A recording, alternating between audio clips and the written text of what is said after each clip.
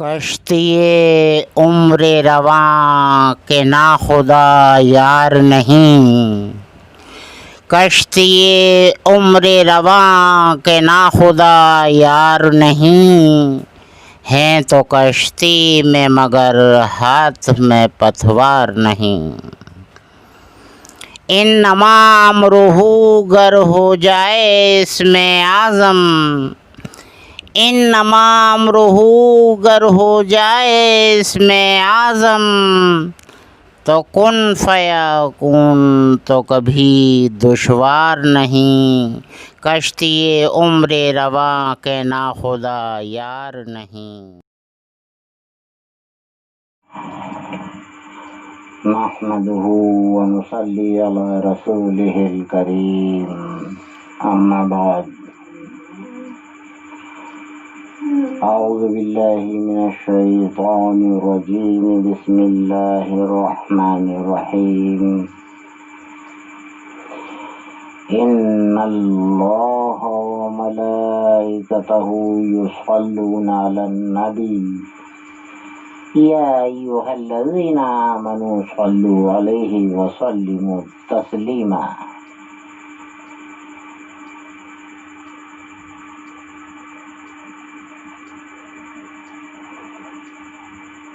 یہ قرآن پاک سے ثابت ہے کہ اللہ تعالیٰ فرما رہا ہے، آیت بتا رہی ہے کہ بے شک اللہ تعالیٰ اور اس کے فرشتے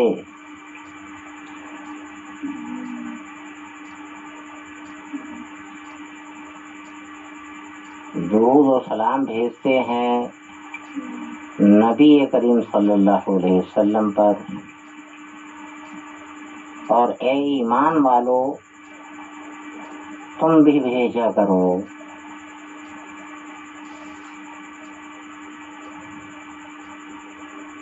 تو میرا سوال یہ ہوا تھا مختلف لوگوں سے، جو مولوی بھی تھے،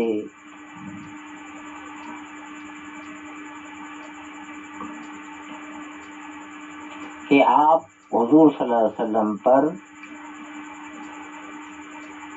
درود بھیجتے ہیں؟ جی ہاں بھیجتے ہیں۔ جواب: بے شک بھیجتے ہیں، ہم بھیجتے ہیں۔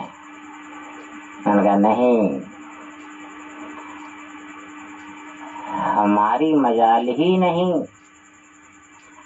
ہم اللہ کے محبوب کو سمجھتے ہی نہیں، ہماری وہ قدرت ہی نہیں، ہم اتنی شان نہیں رکھتے کہ اللہ کے محبوب کی شان کو سمجھ سکیں تاکہ ان کی شان کے مطابق ہم حضور صلی اللہ علیہ وسلم پر درود بھیج سکیں۔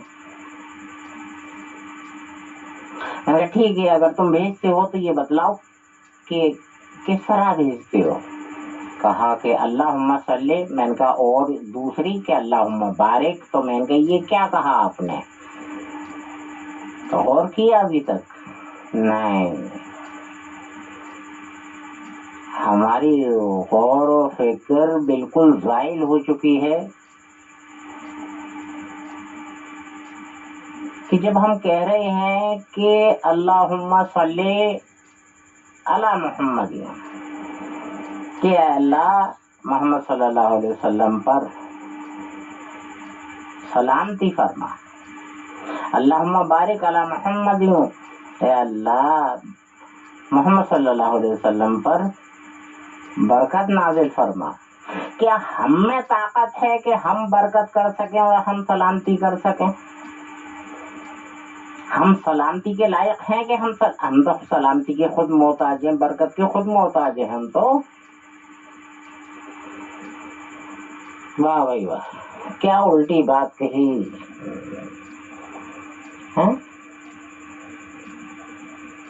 کہ ہاں ہم درود بھیجتے ہیں۔ ارے ہم بھیجتے نہیں، ہم میں وہ طاقت ہی نہیں، ہم تو خود محتاج ہیں برکت کے بھی اور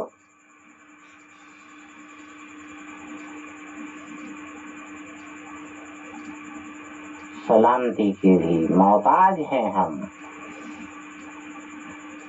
تو گزارش کرتے ہیں اے اللہ برکت نازل فرما حضور صلی اللہ علیہ وسلم پر، اے اللہ سلامتی، اللہم صلی سلامتی فرما حضور صلی اللہ علیہ وسلم.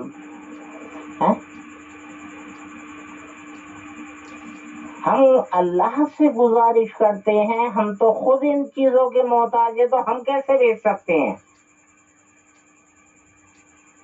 اگر ہے کسی میں دنیا میں طاقت اتنی تو آئے میرے سامنے، ایسا دعویٰ کرنے والا کہ میں بھیجتا ہوں. پورے دنیائی عالم میں سے ایک بھی آ جائے نکل کر کہ میں بھیجتا ہوں. اللہ سے گزارش کرتا ہے تجھ میں کہاں ہے طاقت، تو اس لائق ہے کہاں، تو خود محتاج ہے برکت کا اور سلامتی کا. تو بھیجے گا، تیری ہے مجال، تیری ہے اتنی شان قدرت. یہ اسی کی شان قدرت ہے، وہی سمجھتا ہے اپنے محبوب کی شان کو، وہی ان کے شان کے مطابق بھیجتا ہے سلامتی بھی اور برکت بھی. اور دیکھیے کتنا بڑا فیض ہے کہ ہم اللہ سے گزارش کر رہے ہیں اور اللہ تعالیٰ اس گزارش کو قبول فرما رہا ہے کہ ڈبل ڈبل قبول فرما رہا ہے. کیسے کہ ہم ایک مرتبہ اگر اللہ تعالیٰ سے گزارش کرتے ہیں، اللہم صلی اللہم بارک کی ایک مرتبہ ہم گزارش کرتے ہیں اللہ سے، اس کی ذات شان رحیم کریمی سے، تو حضور صلی اللہ علیہ وسلم پر وہ پہنچتا ہے، اللہ تعالیٰ قبول فرماتا ہے اور ان کی شان مبارک کی جو اللہ ہی حقیقت جانتا ہے ان کی شان مبارک کو، تو اسی کے مطابق اللہ تعالیٰ ان پر سلامتی اور برکت کرتا ہے. تو آپ اس گزارش کرنے والے بھیجنے والے پر نہیں، بھیجنا کسی کی طاقت نہیں، کوئی مجال نہیں، کوئی پیدا نہیں ہوا، اس گزارش کرنے والے پر حضور صلی اللہ علیہ وسلم 10 مرتبہ استغفار کرتے ہیں. آپ کے پاک منہ، پاک لب مبارک سے، پاک زبان سے ادا ہوا استغفار ایک مرتبہ کے ہماری گزارش اللہ سے، اور نبی 10 مرتبہ استغفار بھیجے اس کے حق میں. کتنا فیض ہے کہ وہ ذات پاک، اپنی زبان پاک، منہ پاک، لب مبارک پاک،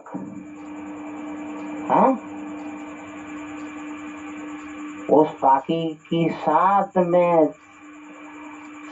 10 مرتبہ استغفار، ایک مرتبہ درود گزارش کے بدلے میں. کتنا بڑا فیض، بے شمار فیض، بے حساب فیض. ذرا ہم غور تو فرمائیں، ہماری غوریں تو سلب ہو گئی ہیں.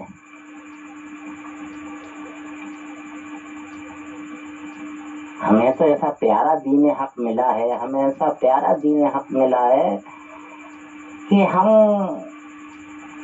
بس معذور ہیں سمجھنے سے کہ ہم سمجھ ہی نہیں پاتے. ہماری رات دن کی کوشش بھی ہو تو وہ کم ہے، کیونکہ زندگی بہت ہی مختصر ہے. اعمال بنانے کے لیے، اعمال کرنے کے لیے، درجات بلند کرنے کے لیے زندگی بہت مختصر ہے. اسی طریقے سے میں نے ایک مرتبہ یہ سوال کرنا شروع کیے کہ جب کلمہ طیبہ ہم نے پڑھا اور لوگوں نے سنا تو لوگ شاہد ہو گئے کہ اس نے لا الہ الا اللہ محمد رسول اللہ پڑھا ہے، تو پھر کلمہ شہادت کی کیوں ضرورت پیش آئی؟ نہیں دے سکے جواب۔ ہاں، اچانک ہمارے حافظ صاحب، قاری قاضی، خطیب، شہر امام، اچانک ان کے ذہن میں آ گئی تو انہوں نے فوراً بتلا دیا۔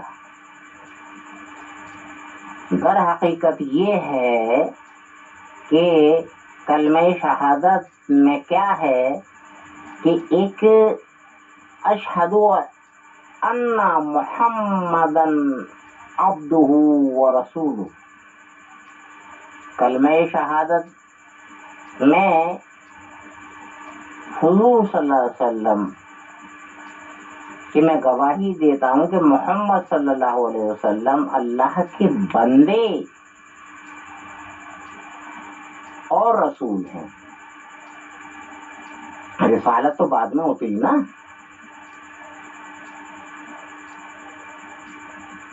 بندگی تو پہلے سے ہی غار حرا سے چلی آ رہی تھی، بندگی تو پہلے سے ہی کر رہے تھے آپ، بندے تو پیدائشی تھے آپ، بندگی کا آپ کا کیا ٹھیک ہے؟ تو لہذا یہ ہے کہ ہم نے اقرار جس چیز کا ہم کرتے ہیں تو وہ ہم پر لازم ہو جاتا ہے ایک عملی جامہ پہننا۔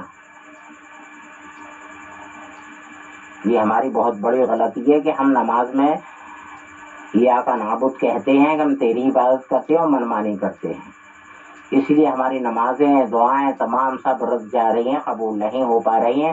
لہذا یہ ہے کہ وہاں کلمہ طیبہ میں کہا لا الہ الا اللہ محمد رسول اللہ، محمد رسول ہیں اللہ کے، اور یہاں کیا کہا وَأَشْهَدُ أَنَّ مُحَمَّدًا عَبْدُهُ وَرَسُولُهُ، رسول بعد میں ہے، پہلے کیا ہے؟ محمد بندے ہیں، محمد کیا ہیں؟ پہلے بندے ہیں جی۔ تو ہمیں بندگی جو سیکھنی چاہیے وہ آپ سے سیکھنی چاہیے۔ ہم آپ کی حیاتی زندگی کو اٹھا کر دیکھیں اور عملی جامہ پہنیں، تو لہذا یہ ہے کہ ہمیں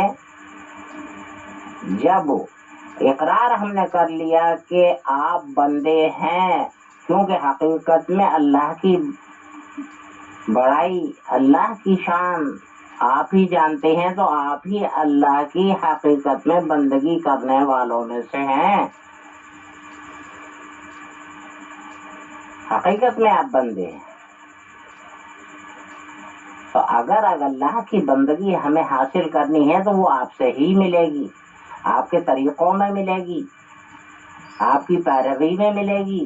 اللہ تعالیٰ کہنے سننے سے زیادہ ہمیں دین حق پہ چلنے کی توفیق عطا فرمائے۔ وآخر الدعوانا ان الحمد للہ رب العالمین برحمتک یا ارحم الراحمین۔